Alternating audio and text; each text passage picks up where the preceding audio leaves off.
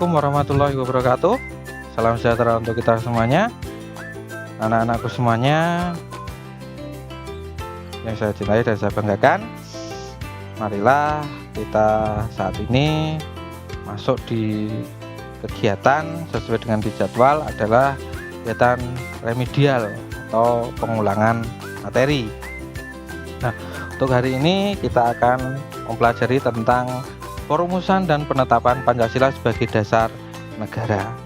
Sebelum ke pembelajaran, marilah kita awali kegiatan pada kali ini dengan berdoa menurut agama dan kepercayaan kita masing-masing. Berdoa mulai.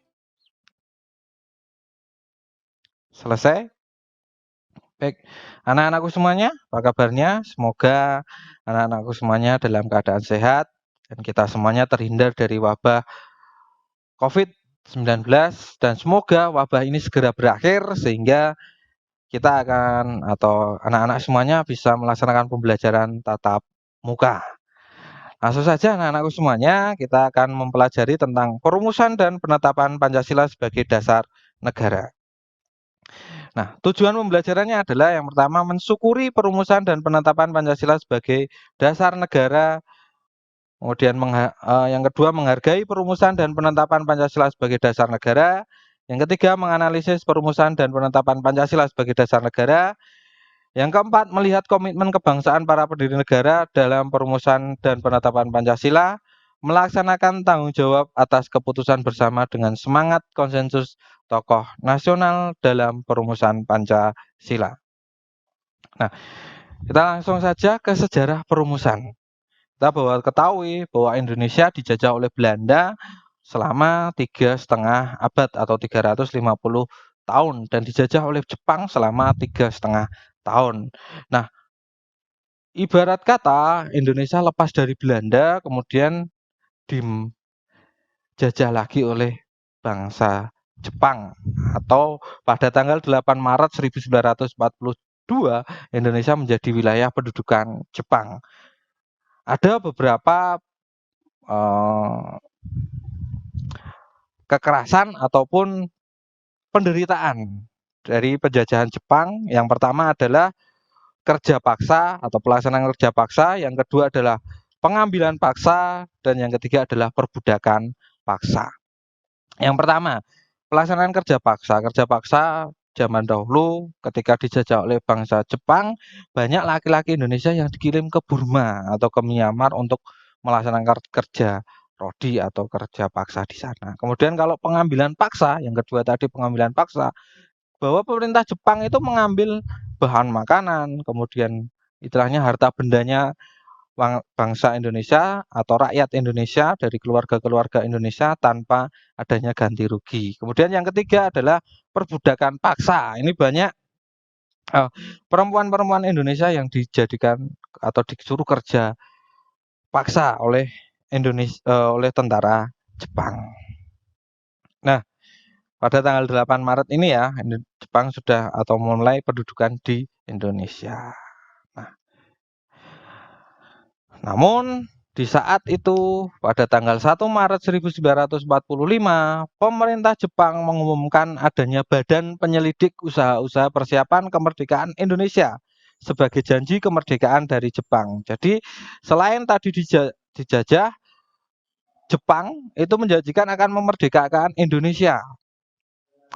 Bangsa Indonesia akan dijadikan negara yang merdeka, yaitu pada tanggal 1 Maret 1945 pada saat peringatan atau bertepatan dengan peringatan pembangunan Jawa Baru. Nah, ini diumumkan akan dibentuk BPUPKI. Barulah pada tanggal 29 April 1945 janji Jepang ini diwujudkan, yaitu membentuk atau melantik BPUPKI pada saat itu bertepatan dengan ulang tahun Kaisar Hirohito. Nah, saat itu diketuai oleh Dr. Kanjeng Raden Tumenggung Widyo Rajiman Widyo Diningrat, kemudian dua wakilnya yaitu dari Jepang Ichi Bangase Yoiso dan R.P. Suroso dari Indonesia. Nah, BPUPKI tersebut bersidang selama resminya 2 kali, kemudian sidang tidak resminya 1 kali. Sidang pertama terjadi pada tanggal 29 Mei sampai dengan 1 Juni 1945. Di sidang ini BPUPKI membahas tentang rancangan dasar negara. Kemudian di sidang yang kedua tanggal 10 sampai 17 Juli membahas tentang rancangan undang-undang dasar. Nah, nih beliau Kanjeng Raden Tumenggung Rajiman Wedya Diningrat selaku ketua sidang menyatakan perlunya suatu dasar negara. Selanjutnya beberapa anggota menyampaikan pendapatnya tentang rumusan dasar negara. Ini beliau Rajiman Wedya Diningrat selaku ketua BPUPKI. Nah, ada beberapa tokoh pada saat sidang BPUPKI menyampaikan usulan dasar negara. Yang pertama ini disampaikan oleh Muhammad Yamin. Ini pada tanggal 29 Mei 1945, Muhammad Yamin menyampaikan secara tertulis, yaitu yang pertama pri kebangsaan, yang kedua pri kemanusiaan, yang ketiga pri ketuhanan, yang keempat pri kerakyatan, yang kelima kesejahteraan sosial. Itu yang secara lisan. Kemudian beliau juga menyampaikan secara tertulis, yaitu yang pertama ketuhanan yang Maha Esa, kedua kebangsaan persatuan Indonesia, yang ketiga rasa kemanusiaan yang adil dan beradab, yang keempat, kerakyatan yang dipimpin oleh hikmat kebijaksanaan dalam permusyawaratan perwakilan, serta yang kelima, itu keadilan sosial bagi seluruh rakyat Indonesia. Itu yang secara tertulis. Selanjutnya, tokoh yang kedua adalah Mr. Supomo, menyampaikan rumusan dasar negara. Ada 5, yaitu persatuan, kemudian kekeluargaan, keseimbangan lahir dan batin, kemudian musyawarah dan keadilan rakyat. Rumusan dasar yang disampaikan oleh Mr. Supomo ini juga disebut dengan rumusan dasar negara Indonesia Merdeka. Selanjutnya, anak-anak semuanya, tokoh terakhir yaitu Insinyur Soekarno. Insinyur Soekarno itu menyampaikan rumusan dasar negaranya. Yang pertama adalah nasionalisme dan kebangsaan Indonesia atau kebangsaan Indonesia, dan yang kedua internasionalisme atau pri kemanusiaan, yang ketiga mufakat atau demokrasi, yang keempat kesejahteraan sosial, dan yang terakhir ketuhanan yang berkebudayaan. Insinyur Soekarno dalam sidang menyampaikan bahwa kelima dasar negara tersebut dinamakan dengan Pancadharma. Atas petunjuk seorang teman ahli bahasa, rumusan dasar negara tersebut dinamakan Pancasila. Sila artinya asas dan dasar, dan di atas kelima dasar itulah mendirikan negara Indonesia yang kekal dan abadi. Itulah yang disampaikan oleh Insinyur Soekarno. Nah, pada saat sidang BPUPKI pertama berakhir, dibentuklah panitia 9 yang mengusulkan atau bersidang yang diketuai oleh Insinyur Soekarno yang menghasilkan rancangan Piagam Jakarta atau Jakarta Charter yang isinya, kalau anak-anak ingat, bahwa Pancasila itu di sila yang pertama bunyinya adalah ketuhanan yang maha ketuhanan dengan menjalankan syariat-syariat Islam bagi pemeluknya. Nah, perbedaan tersebut itu hanya di sila yang pertama, anak-anak semuanya. Bentar, sedikit.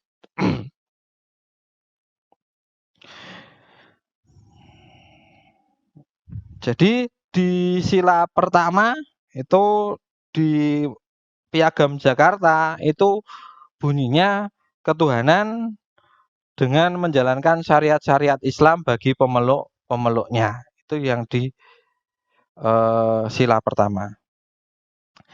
Nah, kemudian hasil dari sidang BPUPKI tersebut dilaporkan di sidang BPUPKI kedua, dan rumusannya ketika nanti ditetapkan akan berubah. Akhirnya pada tanggal 7 Agustus 1945 BPUPKI dibubarkan diganti dengan PPKI atau Panitia Persiapan Kemerdekaan Indonesia atau dinamakan Dokoritsu Junbei Linkai. Nah, Jepang menyatakan kekalahannya pada sekutu pada tanggal 14 Agustus 1945. Karena apa? Karena dua kota, yaitu Hiroshima dan Nagasaki itu dibom atom sehingga Jepang menyerah kepada sekutu.